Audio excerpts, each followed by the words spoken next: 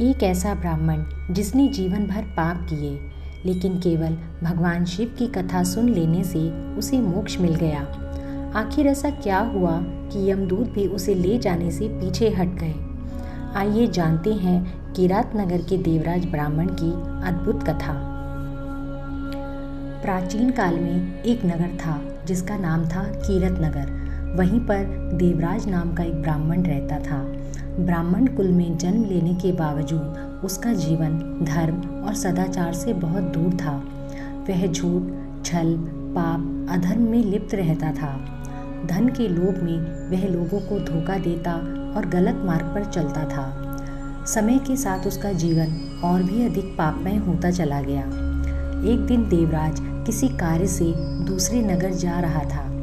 यात्रा करते करते वह थक गया और बीमार पड़ गया और विश्राम के लिए एक मंदिर में जा पहुंचा। उस समय उस मंदिर में भगवान शिव की महिमा और शिव पुराण की कथा सुनाई जा रही थी। देवराज का उस कथा को सुनने का कोई विशेष उद्देश्य नहीं था। वह तो केवल बैठकर वहां विश्राम कर रहा था, परंतु अनजाने में ही उसके कानों में भगवान शिव की पवित्र कथा पढ़ने लगी। कथा में भगवान शिव की महिमा, भक्ति और धर्म का वर्णन हो रहा था। धीरे धीरे वह कथा सुनता रहा। उसे यह पता भी नहीं चला कि कब उसके मन में एक अनोखी शांति उत्पन्न होने लगी।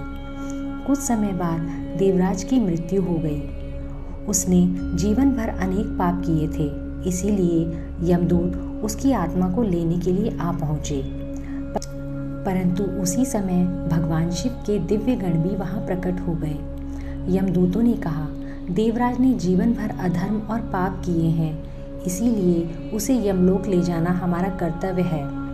तब शिवगणों ने उत्तर दिया, यद्यपि उसने पाप किए थे, परंतु उसने भगवान शिव की कथा सुनी है। शिव पुराण की कथा सुनने मात्र से ही मनुष्य के पाप नष्ट हो जाते हैं। यह सुनकर यमदूत आश्चर्यचकित रह गए। भगवान शिव की कथा सुनने के प्रभाव से देवराज के पाप नष्ट हो चुके थे, इसीलिए शिवगण उसे अपने साथ कैलाश लोक ले गए। इस प्रकार भगवान शिव की असीम कृपा से देवराज को मोक्ष प्राप्त हुआ।